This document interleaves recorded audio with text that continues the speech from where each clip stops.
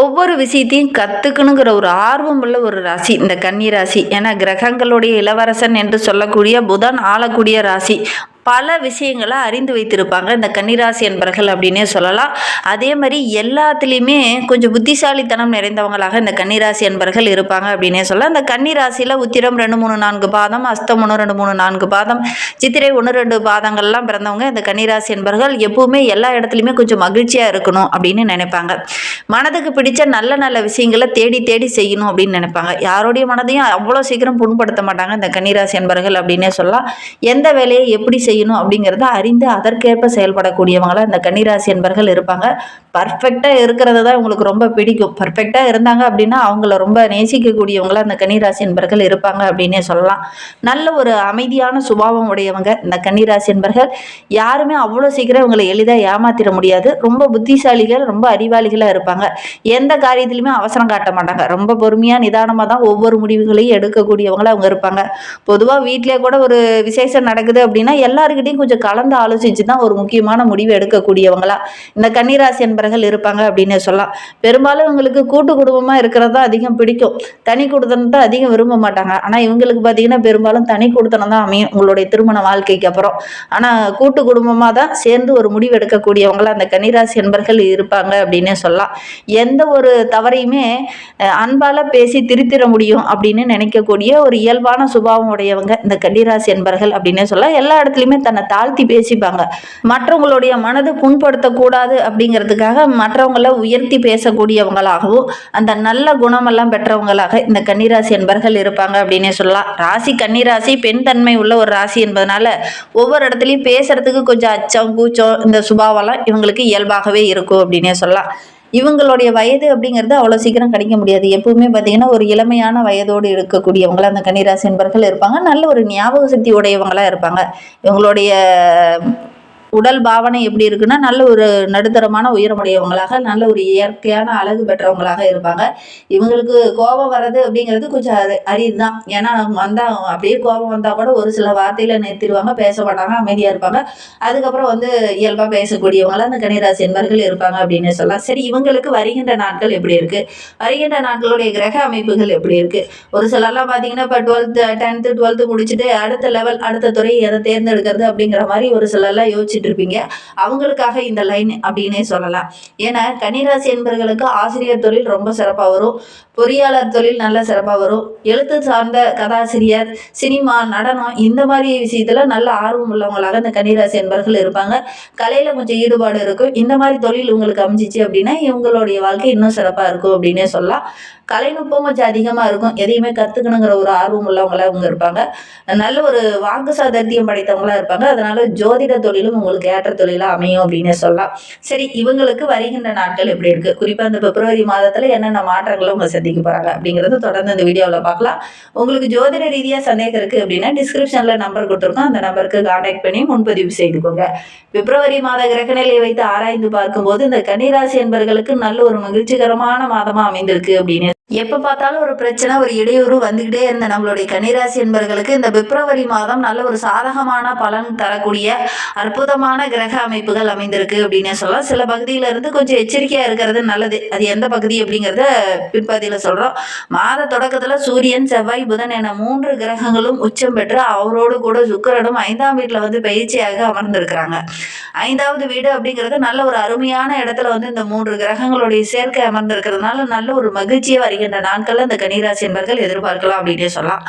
6வது வீட்டுல ராகு இருக்கிறதுனால ஒன்றன் பின் ஒன்றாக நல்ல நல்ல விஷயங்கள் உங்களை தேடி வரக்கூடிய ஒரு அற்புதமான மாதமா இந்த பிப்ரவரி மாதம் உங்களுக்கு அமைந்திருக்கு அப்படின்னே சொல்லலாம். சனி இந்த மாதம் முழுவதுமே 7வது வீட்டுல இருக்கிறார். குரு 10வது வீட்டுல இருக்கிறார், அவரும் வக்ரகமாக இருக்கிறார். கேது 12ஆம் வீட்டுல இருக்கிறதுனால கிரகநிலை மாற்றங்கள் இந்த மாதிரி நம்மளுடைய கன்னிராசி என்பவர்களுக்கு அமைந்திருக்கு. அதனால இந்த காலகட்டத்தை பொறுத்த வரைக்கும் ஒரு சில கன்னிராசி என்பவர்களுக்கு வயிறு சம்பந்தமான பிரச்சனைகள், செரிமானம் சம்பந்தமான பிரச்சனைகள், ஸ்கின் சம்பந்தமான பிரச்சனைகள் இந்த காலகட்டத்தில் கொஞ்சம் வரும். வருமானம் ரொம்ப சிறப்பாக இருக்குது. குறிப்பிட்டதை விட இந்த காலகட்டத்தில் நல்ல ஒரு வருமானம் கிடைக்கும். ஆனால் ஆரோக்கிய ரீதியாக சின்ன சின்ன தொந்தரவுகள் வரத்துக்கான சூழல் இருக்குது.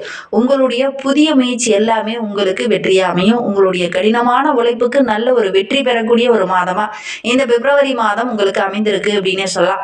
மாணவர்களை பொறுத்தவரைக்கும் நல்ல பலன் பெறக்கூடிய ஒரு அற்புதமான மாதமாக இந்த பிப்ரவரி மாதம் அமைந்திருக்கு. குடும்ப விஷயங்கள்ல கொஞ்சம் பிரச்சனைகளை சந்திச்சுட்டு இருந்த உங்களுக்கு அந்த பிரச்சனையில இருந்து ஒரு விடிவு காலம் கிடைக்க போகுது அப்படின்னே சொல்லலாம். அந்த அளவுக்கு கிரக அமைப்புகள் நம்மளுடைய கன்னிராசி என்பவர்களுக்கு ரொம்ப சாதகமா இருக்கு அப்படின்னே சொல்லலாம். இந்த எதிர்மறையா செயல்பட்டவங்கள இந்த காலகட்டத்துல உங்ககிட்ட வந்து நட்பு பாராட்டுவாங்க, நேர்மையா செயல்படுவாங்க. இருந்தாலும் இந்த காலகட்டத்துல குடும்ப உறுப்பினர்கள் ஆரோக்கிய விஷயத்துல கொஞ்சம் கவனம் செலுத்துங்க. திடீர்னு சின்ன சின்ன மருத்துவ செலவுகள் வரலாம். ஒரு சிலருக்கு திருமண வயதில் இருக்கக்கூடிய இளம் தலைமுறையில் இருக்கக்கூடிய கன்னிராசி என்பவர்களுக்கு இந்த காலகட்டத்தில் காதல் மலரக்கூடிய வாய்ப்புகள் இருக்கு. ஒரு சிலருக்கு இந்த காலகட்டத்தில் அதெல்லாம் வரலாம். திருமண வயதில் இருக்கக்கூடியவங்களுக்கு நல்ல ஒரு வரன் அமையக்கூடிய யோகம் இருக்கு. வாழ்க்கை துணை மூலியமா ஏதாவது மகிழ்ச்சி தர மாதிரி நல்ல நல்ல விஷயங்கள் இந்த காலகட்டத்தில் இந்த கன்னிராசி என்பவர்களுக்கு நடக்கும். வாழ்க்கை துணை மூலியமாவோ அல்லது வாழ்க்கை துணை உறவுகள் மூலியமாவோ ஏதாவது நல்ல நல்ல விஷயங்கள் இந்த காலகட்டத்தில் நடக்கும் அப்படின்னே சொல்லலாம். ஆரோக்கிய ரீதியாக மட்டும் கொஞ்சம் கவனமாக இருந்துக்கோங்க. அதே மாதிரி ஏதாவது சின்னதாக ஆரோக்கிய ரீதியாக ஏதாவது பிரச்சனை இருக்குது அப்படின்னா உடனடியாக மருத்துவர்கிட்ட வந்து ஆலோசனை கேட்டு அதன் பிரகாரம் உரிய ட்ரீட்மெண்ட் எடுத்துக்கிறது நல்லது.